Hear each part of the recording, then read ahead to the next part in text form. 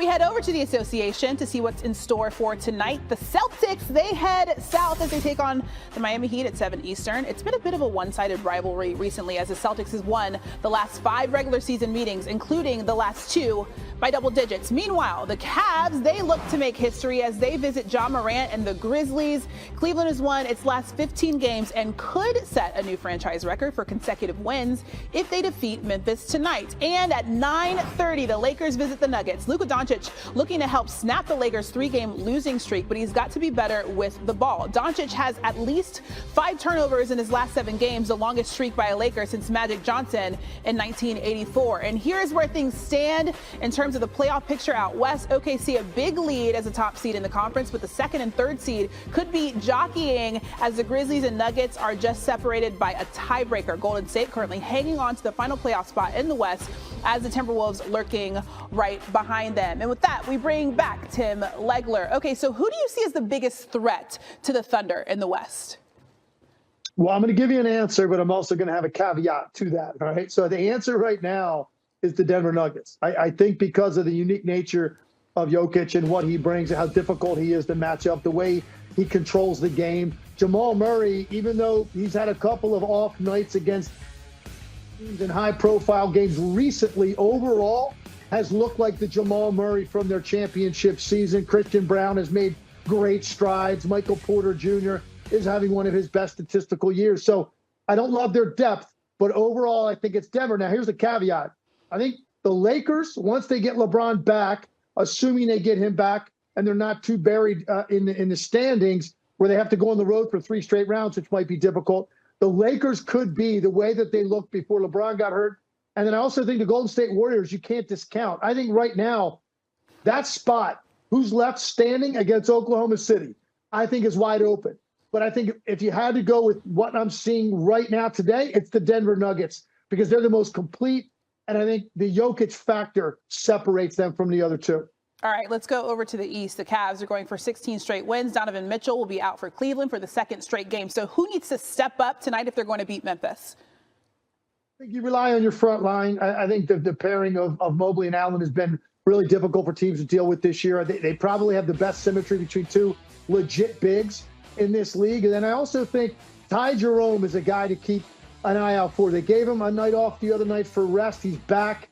And Ty Jerome has had a knack this year for stepping up when they have needed him to. If it's been Darius Garland having an off night or Donovan Mitchell or one of those guys getting rest, Ty Jerome has been a guy that has really opened eyes this year with his impact. He's gone from being a role player to an impact player. So don't be surprised if Ty Jerome has a big night in his absence. The Cavs in general have been opening eyes for hoops fans across the nation. All right, Tim Legler, thank you so much. Tyler Fulgham back here with us, and no Donovan Mitchell for the Cavaliers in this one. So what do you like in this Cavs-Grizzlies game? Despite the absence of Mitchell, I mean, I still like the Cavaliers. I would lay the points with them on the road in Memphis against this Grizzlies team. It's already been moving in Cleveland's direction, so bet now if you like the Cavs before this gets even a bigger spread to cover. But I want to focus on Memphis as much as Cleveland here. Cleveland's riding that 15-game win streak. They're one of the best teams and the deepest teams in all of the NBA. Memphis has only covered one of their last 13 games.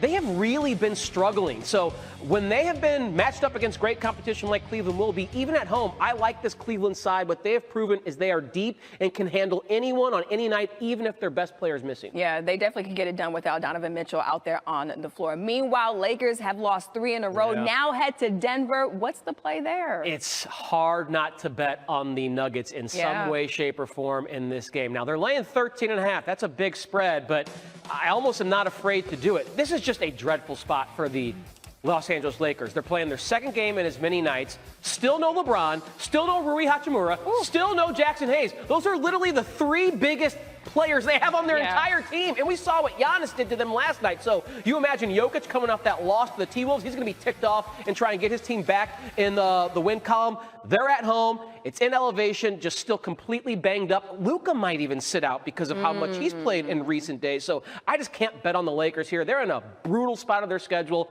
and I see no light at the end of the tunnel, especially tonight. The Lakers were doing so well at one point, and then they hit down there in the loss column. The injuries just cannot catch a break out there in LA. Tyler, thanks. That was Tuesday.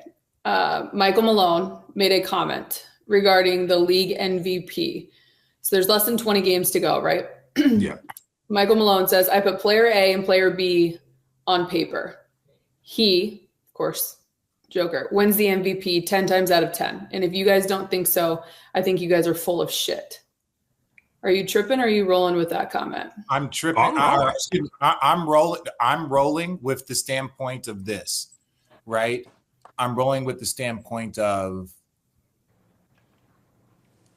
as a coach, that's exactly what he should say. As his coach, he should 100% be very vocal about, I have the best player. The guy in my locker room is the best player.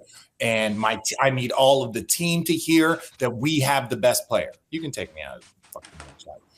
You can. I believe that. Now, I say this to say is that in history, that is more than just the award. Statistically, is more than just the award, right? And this is not pro or against either one. This is just statistically what happens is, like, Jokic is by far having one of the greatest statistical seasons. He's got career highs in fives. He's double digits and about to average a triple-double. It's only him, Russ, and Oscar. Russ has done it 5 times, right? Even he himself, after that game in OKC, said, I am playing the best basketball. Yeah, again, he is. Of his career. Yeah. But this is what I'm saying. Okay, because it's not just stats. Now it's what are the things below it, right? That's a part of the MVP conversation. So then it was like 2 years in a row, Jokic won it because he helped carry his team without the injuries and his stats were X, Y, and Z, right? It wasn't like he had historic stats. They were very, very good elite MVP level. But the fact that Jamal Murray went out and no Michael Porter Jr. and he carried that team, that was a part of his story that got him the MVP. Are we accurate? Mm-hmm. So you have to add the story to it. And the story for SGA, when you start looking at what he has done, right? Starting the season without Hartenstein, then he goes down. Then starting the season without, did he start without? Yeah, Hartenstein and then Chet. Then Chet goes out, right? He raises Jalen Williams raises his level, right, to an all-star. Chet is leading the league in scoring. He is second in assists. So he is, or Shea is leading the league in scoring and second in assists. So he is top 2 in 2 statistical categories also. So, and the fucking gap between their wins and losses is a huge story. It's a huge story. A huge story. Let's not defensively. We have to bring that up.